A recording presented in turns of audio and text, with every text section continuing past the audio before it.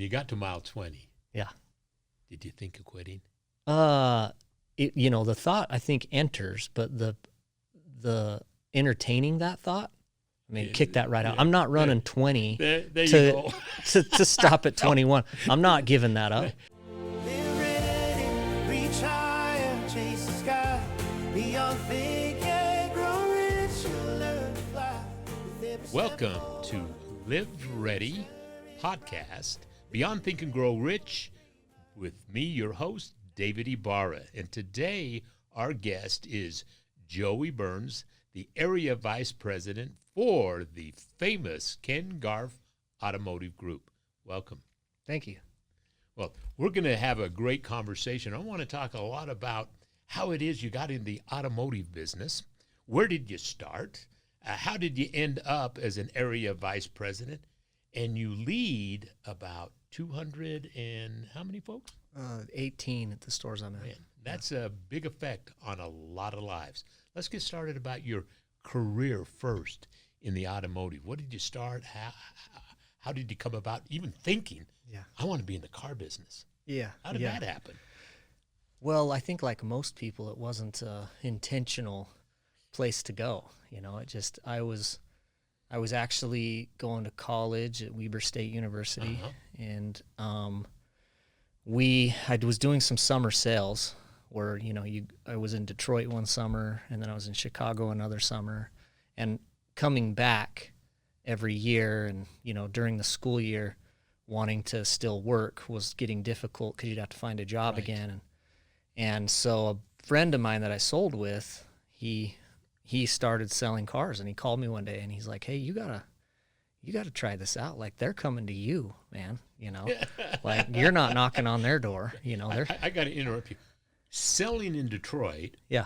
What were you selling in a summer job? Yeah. To earn the money to be able to go to college? Normally that's door to door. That is bug spray. What alarms. Was it? Yeah. Home alarms. Home alarms. Yep. And it was with a company called Pinnacle that I think got bought out years ago, probably by Vivint or, one of the big ones. And you would go around with a crew.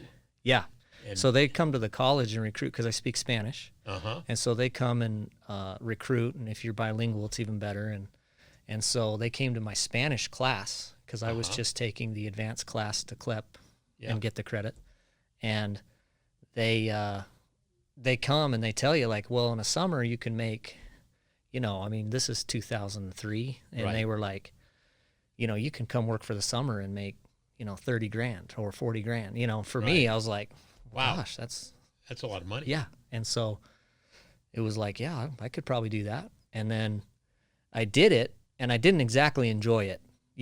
I was good at it. There's a lot of attrition with they recruit a group, and maybe 30% of them finish the summer. And, I'd finish, and I did okay. But it wasn't like I woke up every day, excited about what I was doing. I just kind of grind. You get up and you get a territory, and you're knocking from what time to what time? They'd probably send us out about 10:30 a.m. And, right when it was getting close to dark, 8 o'clock, we'd be heading out.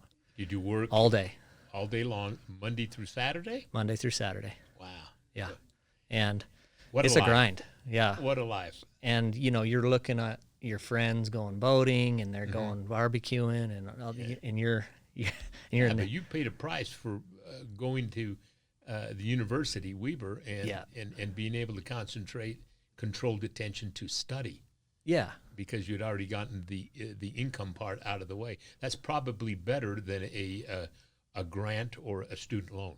Yeah. Yeah. Like the real world experience absolutely surpassed. What did they teach you in the way of getting you prepared to knock on doors? And I got to ask another question first. Yeah. You knew Spanish. Where did you learn Spanish? Argentina. Argentina? Yeah. Why? Yeah, I served a mission for the Church of Jesus Christ of Latter-day Saints. So you already had some experience knocking on doors. I did. So that's why it was like, hey, I just got done doing this for 2 years. It wasn't like I was intimidated by knocking on a door. Right. Yeah. And I'm assuming that's why they probably targeted Utah students, because they had that ability of of somebody that had to go right into knocking on a door, somebody opening it in a negative state of mind, and you've got to learn some pivots to how can you get them to even become curiosity kick in to listen. So what did they train you? Well, they weren't that great at training, to be honest. I think that's one of the reasons why the attrition was so high, because they just kind of talk to you about the money and then, get you out there, and it's tough. I did have, and I think this is maybe what made me a little different than the others, is they had a DVD that showed their top guys, role playing, like showing what they did at the doorstep, like the word tracks they used. And I probably watched that, 100 times. I would watch it in the morning while I was eating breakfast before I'd go out, and I'd really try to mimic and copy the things that I felt like I could take from that. And it did serve me well. And in the beginning, a word track can sound rigid, because you're having to remember the track. Yeah. But once you remember it, it's really flows in a rhythm that is a conversation. But most people can't get past learning the controlled success of having to remember to just have it natural. Yeah. 100%. And you have to make it your own. I got to ask you, Yeah. did any of your door knocking process from the Church of Jesus Christ of Latter-day Saints make it into building your process on alarms? That's a good question. I don't think so. I think it was more just that I wasn't really that nervous. And so that, and people can tell if you're nervous. And it wasn't a big deal for me. In fact, I was probably pretty naive, because there was areas of Detroit which are pretty rough. And I was walking, and I just had my clipboard and, polo shirt on. I was a 21-year-old, 22-year-old kid. Right. And I remember a police officer pulling over where I was just walking, and it was getting dark, and I was heading out. And he can only imagine what he's going to say next. Yeah. Continue. Yeah, and he pulls over, and he just looks at me, and he says, "What are you doing here?" And I explain. I'm like, "Well, I'm selling these alarms," and he said, "I won't even get out of my car in this neighborhood. Get in." Yeah. So he gets me in and drives me out of there. But I didn't know, and I was in places in Argentina are, very poverty stricken. Sure. And so I was in areas that I felt were way worse there than here, but I was a little naive, it worked out. I knew what the officer was going to say. At about a certain time, an individual that didn't blend with the neighborhood probably ought not be in the neighborhood. Yeah, and I certainly didn't. Yeah, I certainly didn't blend in. When I left retail, I was general manager of a Ford Metropolitan store for 10 years. And when I left, I got a training contract with Ford Motor Company in Dearborn, Michigan, where I went around the country training individuals that had been awarded a new car franchise. And one of the assignments I'll never forget was Flint, Michigan. And I stayed at the hotel, and I got in my car to drive to the dealership, and I'm looking left and right, and like 3 out of 5 houses were burned down, or they were boarded up. They were vacant. Yeah. And it was in very, very dire straits as far as economics were concerned. Yeah. So you got a taste of cold calling. Yeah. And so then you came in and were going back to school, Weber. Yeah. And tell me a little bit more about your friend's call and getting into the automotive business. Yeah, so he was with me both summers and got to know him pretty well, and got back after the second summer of doing it, and he was down in St. George, and he called me, and I was just talking on the phone, and he was at that time it was a Subaru Mitsubishi store that had both brands, and he called me, and I actually brokered that store. Did you? Okay. To Wes Johnson, who had Men Love Dodge Toyota. Okay, yeah, great. So yeah, like I said, he just said, "Hey, you should try this out." And I was up at Weber. I remember I was going to school in the mornings, and so then I got out of school at about noon, And I just got in my car and I drove down to Riverdale Road, down the hill from Weber State. And I remember seeing that particular lot because at that time on that lot, it had Nissan, Honda, Mitsubishi, Pontiac, GMC, all on the same. And I thought... Was it Henson's? It was Peterson. Peterson, that's right. Yeah. Peterson that had that. And I got there about a year after the Garffs acquired it. Mm-hmm. And I thought, well, if I'm going to sell something, in my mind, I thought, well, if I have all these, maybe I could sell all these brands. The more brands I can offer, the more, the more people I can help. And so I went to apply there, and they hired me, and it was great. But they did allow you at that time to cross sell the brands, but you had to get certified in that brand. Mm-hmm. And I was technically at the Nissan store under their head count, and the Honda store was right next door. But I was probably selling, 1-to-1. I was selling as many Hondas as I was Nissans, and it was interesting to me because the guys at the Nissan store couldn't sell the Hondas because they never took the time to get certified in the brand.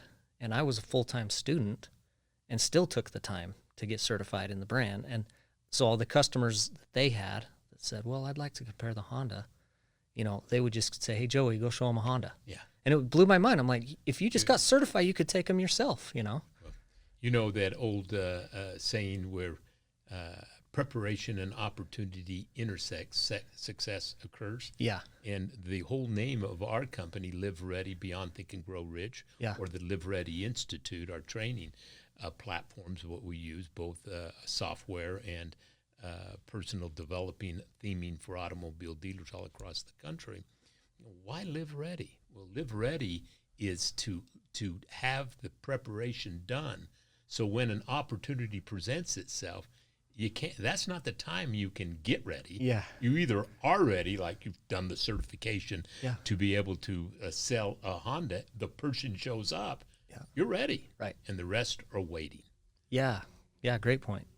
And so there, that's really how it started with that part of it. And I did like the process. I liked the team I was with. I sold for 3 years, and then I went into finance. Okay, so what you were selling, you were attending Weber State. Yeah. So they compensated the time to allow you to fit the attendance of your responsibility at the university, and then sell cars in the balance of that time, and then you fit in all of the studying that you had to do. Correct. At night, late at night, probably. My schedule, and I was newly married, and my schedule was basically, I was in class 7:30 a.m. and until noon, and then I'd be at the dealership by 1 o'clock, and I'd sell till 9 o'clock, do homework, and repeat, and so that was my life for probably four of my 5 years in school. Wow. Yeah. Now, you were going to Weber State to graduate in what specialized skill? Yeah, so my degree is called technical sales. Wow. They've actually changed it to professional sales now, but that's what it was called back then. It did fit. It fit, yeah. It was perfect.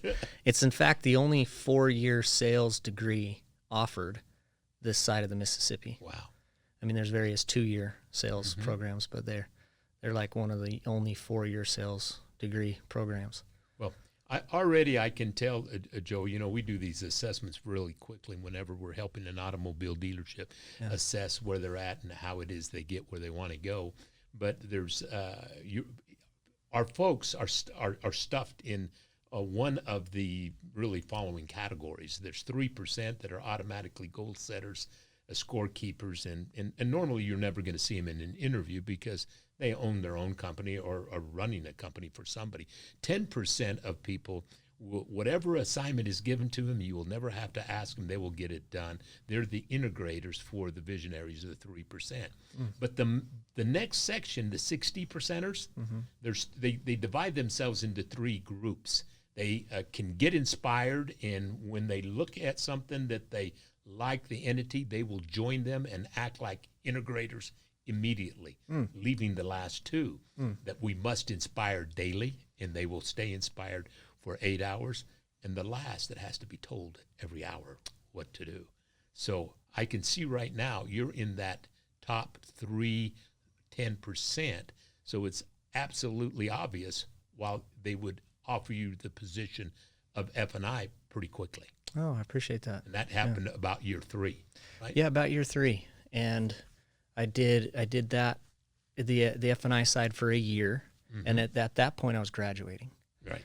And I have 3 kids, and my son, my oldest, my wife was pregnant. He was on the way, and I was nervous about my schedule. I wanted to be available as a father. Sure. And the other piece to this, which I think is part of the hard part about the car business, is I had 5 GMs in 4 years at that time for that, when I was at the Nissan store. And what I saw from the leadership that I had, not like the executive corporate leadership, but the ones at the store, wasn't good. And I didn't see that as my future. I didn't see that as like, hey, I'm going to need stability. Right. There's certain things for me that are not for sale, like integrity and that. And so I just was like, I probably am not going to do this long term, And so when I did graduate, because of the unique nature of that degree at Weber State, there's a lot of people that recruit out of there. And so I took tons of interviews. I mean, there's so many interviews you could get out of that program.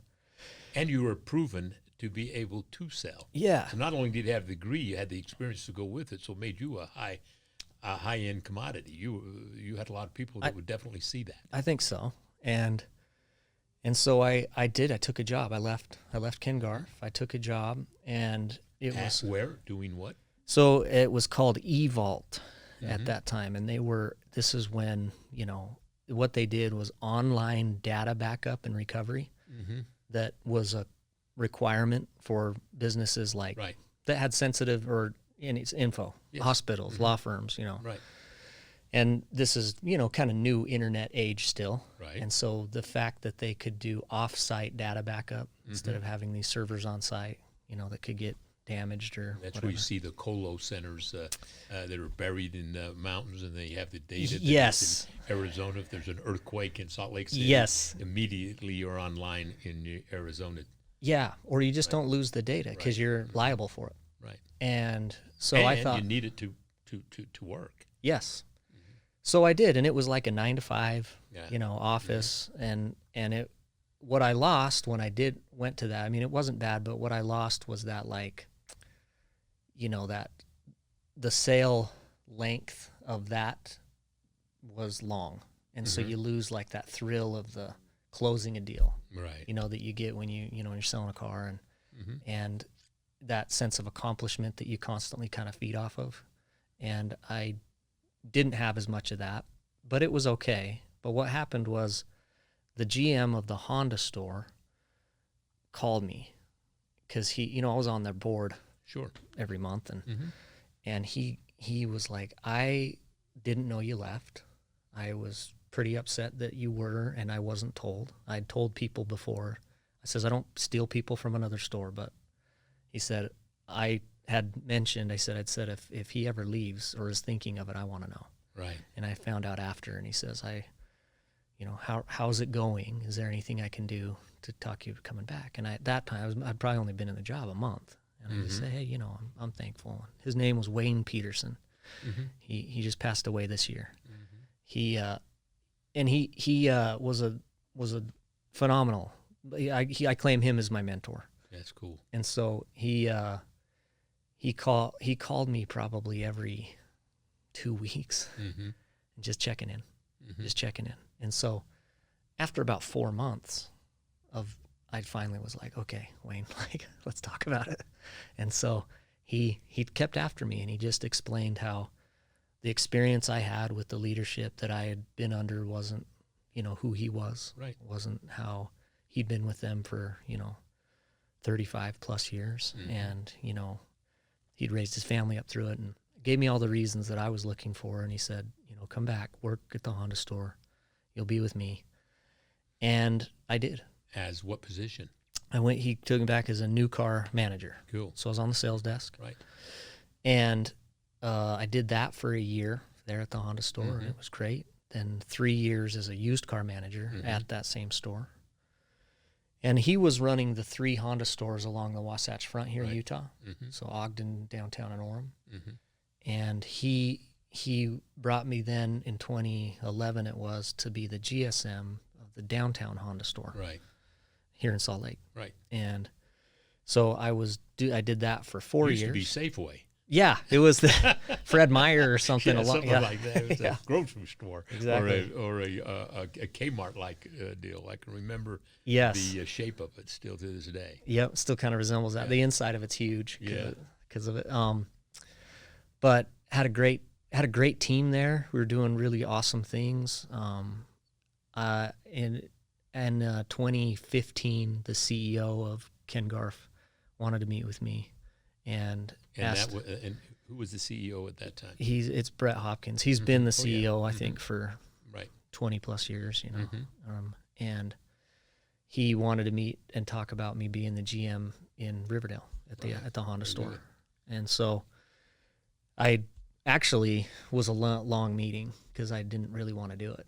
And I told him that I came back because I felt like Wayne was the leader I needed. I had a great team. Why do I want to leave that? I wasn't not chasing the title. So from the very beginning, I can tell right here is that as we look at the different roles of our life, certainly career and income is one of them. But some people get lost in career and income, and they don't realize the most important roles of your life are family, faith, community, and health. And having that balance creates what would be called a rich man, not a wealthy man, but I prefer to be rich than wealthy. Yeah. So I'm still got to work on that. Yeah. Because, achieving what you want to be known for as family, faith, community, and health, that's when you win the game of life. Take a moment and picture in your mind igniting your child's journey to lifelong success from an early age. With Yes, Our Kids Can, this vision becomes a reality right from preschool. Don't miss this chance to shape your child's path towards extraordinary success. Enroll in the Yes, Our Kids Can University now and witness the remarkable impact it can have on your child's growth and development. Secure your child's bright future today. Sign up now by clicking the link below. Vision board a few years ago with another coach that I had, Sam Bracken, and he said, and I categorized what was important to me in the very similar, which is it was the 4 F's: faith, family, fitness, and fun.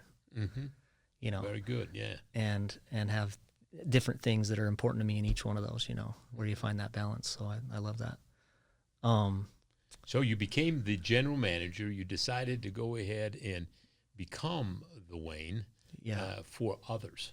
Yeah, true. And I felt a heavy responsibility in that role because I know the effect that the GM can have on the team. Sure. And since then, I've always really not taken for granted I think the privilege that it is to lead, that you are in a position that certainly affects people's lives and families, and that's I think something not to be taken lightly, and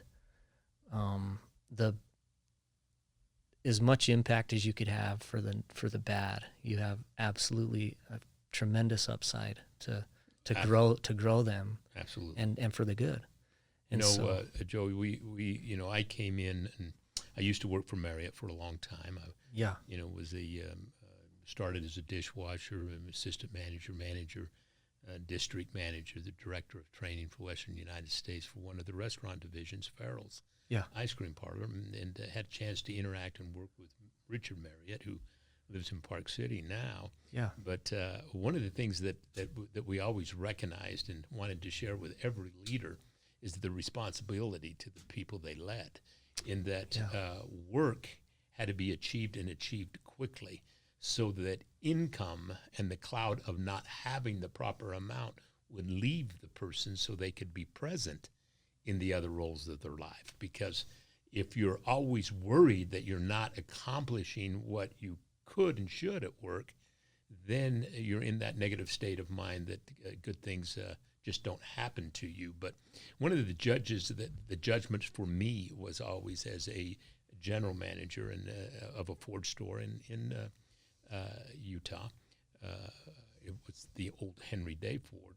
Is that I didn't want to judge the income. I knew we'd make good money, and we made great money, but not initially. But they weren't making great money initially anyway. Right. But I looked first was the time and position for our client advisors and service advisors, and we were at that 1.2 until we could get to 4. And the last 3 years when I left, achieving 6.4 years was the average time and position. That's when you know you've got the harmony of about everybody is at that 15. The high is +3, the low is -3. Yeah. But the lead changed every single month, and it was about executing your how, your ABC way. And we're all in the business of selling cars, or should we be? I always viewed to our team, we're in the business of how we sell our cars. Sure. Which will make the difference. So our loyalty rate will go from what was 17 to 56 is where we ended at when I left. But at any rate, Jason, who suggested that you come on our program, and so you're going to have a lot of things alike. But I'll tell you, for me, I can tell right away that as I did and you do, the very first thing that you have to develop is develop a person's ability to think, Yeah. to be in control of their thoughts. Yeah. Only then can you begin to develop the skills, because if their think is not right, they're not going to accept anything that you're going to do. They don't want to improve their lives. They don't think success and happiness and harmony was meant for them. So our roles as general managers, Yeah. to me, they're huge. Oh my goodness. I think you're absolutely right. The thoughts are what feed into like emotions, and then emotions exhibit behavior. Mm-hmm. And what we're seeing outside of what they're thinking is the behavior. Yes. And if the behavior is bad, we got to go all the way back to their thinking. Well, exactly. that's- Senator Robert Bennett from Salt Lake, from Utah, Yeah. I met early, and I used to just love this. For one of the first seminars that I really liked was a seminar he did while owning the Franklin Company, and the instructor was a guy by the name of Hiram Smith. Senator Bennett wrote the book Gaining Control, and what he always talked about, you can look at behavior and attack bad behavior, or you can swim upstream, find what caused it, and change the thinking that caused it, and the behavior changes immediately, Yeah. and it's permanent. Yeah. Isn't that So, that's Absolutely. our role. Absolutely. And I'm delighted to find a brethren that has some similar beliefs. And I'll tell you, if there's anything that you would want to share to your team, Yeah. to other teams that are in our business, frankly, Yeah. doesn't have a great reputation. We have a 7% trust level. Mm-hmm. 7%. I used to call every single guest that bought from us, thank them, and then I wanted to be rated the level of trust you had for the client advisor that served you. And we would post 7 was the other guys. And over here, we had 92% Oh my goodness. trust. And you are part of something special. Yeah. Yeah. We changed the way that people are served, how power that is created in our processes, that somebody that maybe wasn't a goal setter Yeah. can join us because they want to belong to something. Yeah. Yeah. And they'll follow a purpose-driven leader with a pleasing personality. Sure. Sure. I've saw some really strong characters in our business. I bet. Yeah. But you know what? I love our business. We affect so many people, and it's easy to stand out because others aren't taking the journey. So what would you tell your group if that is so important in your own personal climb, in your own personal success that you have in the Garff Group, what would you tell them that you would suggest they think about? That's a deep question. You know, how do you encapsulate years, now decades of experience and into a phrase? I mean, the things that I would probably say, I mean, in an attempt to answer that question, that the things that I have leaned into that have served me well have been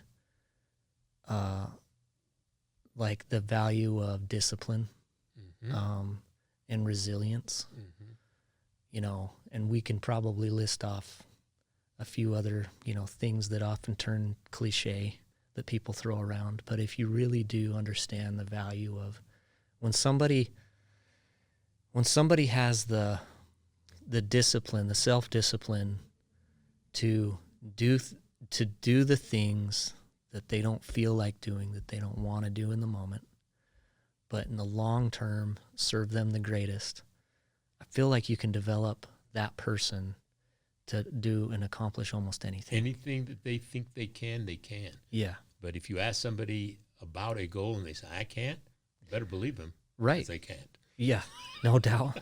I got to close with a little story that I want to hear about. Is that one of the clients that I serve is the Murdoch family and K.O. Murdoch. And early on, when I was working with him, now 20 plus years, I work with somebody in that group weekly. He suggested I run a marathon. And I thought to myself, I hate running. Yeah. I was a football player, and I was good. Yeah. But I didn't run long distance. I wanted to run 100 yards, touchdown. Sure. And I did it. And that 26.2. .2? Oh, yeah, 0.2, because it's the hardest 0.2 I've ever seen in my life. Was the most, I don't like to run. Doing something you don't like and doing it well, then you can do anything. Tell me about preparing for yours. Oh, yeah. So I ran the Ogden Marathon this last year, my first marathon, and it made a similar experience. Like you hit mile 20, 21, and there's the wall. And then it's like it's its own marathon from mile 21 to 26.2. Right. And that's where I think that resilience, you gotta grit and muscle through it. I did it because I had never run one. You see people do them and always had respect for them, but I wanted to check that off the box for me. I love fitness. I mean, I've done CrossFit style stuff for 13 plus years. And so, but yeah, I'm really good for 1 hour, you know, and because that's how I train. Like, I feel like I'm pretty good. Hang with most of the best of them for an hour. Yes. Beyond that is where I tell you what, when you got to mile 20, yeah, did you think of quitting? The thought I think enters, but the entertaining that thought, I mean, kick that right out. I'm not running 20 there you go. to stop at 21. I'm not giving that up. I was dizzy. I thought I was going to pass out. At one of the aid stations, they said, sir, you better stop. Heck no. If you call anybody to have me, I am not getting to 1.9 miles left, and because I'm not going through this ever again. No doubt. And then I ran 7. But, good for you. You inspire me. That's awesome. I want to thank you for being on our program, and I got a gift for you, Joey. My book. Oh, thank you. Live Ready, Beyond Think and Grow Rich. Now, Dr. Hill wrote Think and Grow Rich. I rewrote his famous book, sold over 100 million, to put it into modern terms. And as a disciple of Dr. Hill and the Napoleon Hill Foundation, I have the right to change it, reorder it, and I've done. I hope you enjoy this piece of work. Hey, thank you. Appreciate you being that on for sure. our program. Thank you. Thanks, David. Live ready, reach higher, chase the sky, beyond think and grow. rich, you'll learn to fly. With every step forward, the future is bright. Be ready for the dreamers. Ignite your light.